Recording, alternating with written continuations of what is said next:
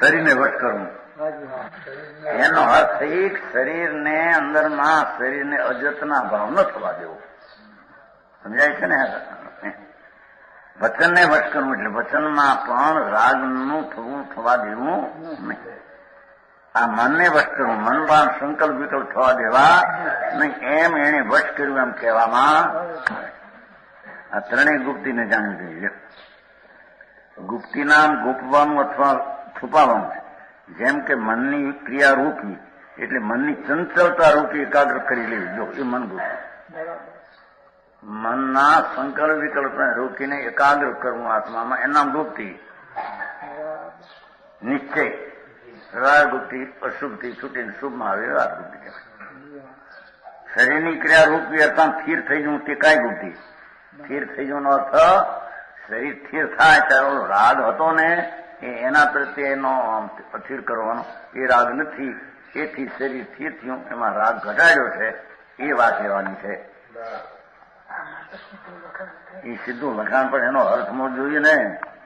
જેના ઘડા તો લખ્યા હોય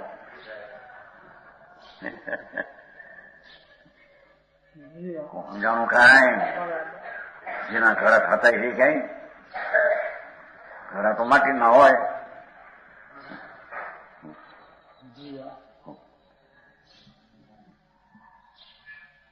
આ ત્રણેય ગુપ્તીઓમાંથી મનોગુપ્તીનું પાલન ઘણું કઠિન છે. જોયો વાત તો રાગને ઘટાડીને સ્વરૂપમાં સ્થિર થવું એ જ ગુપ્તી છે. નિમિત્તની વાત. મનીને મનગુપ્તી હોય છે તેમના અધિજ્ઞાન જરૂર નિયમથી થાય. ખરું મન ગુપ્તી હોય નહીં, ખાલી પૂરી પૂરી મનની ગુપ્તી અને અધિજ્ઞાન થાય છે. જયારે ત્રણેય ગુપ્તી થઈ જાય ત્યારે આત્મધ્યાન હોય છે.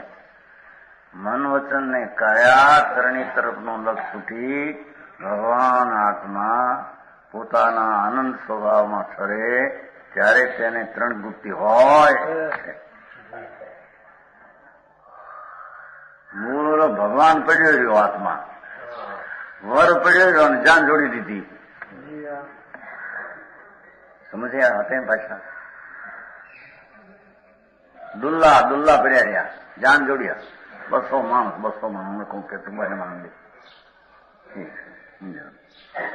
બને માણસ ત્રણેય માણસ હારી પણ વર છે કે નહીં હારી કે ભૂલી ગયા. હે જાઓ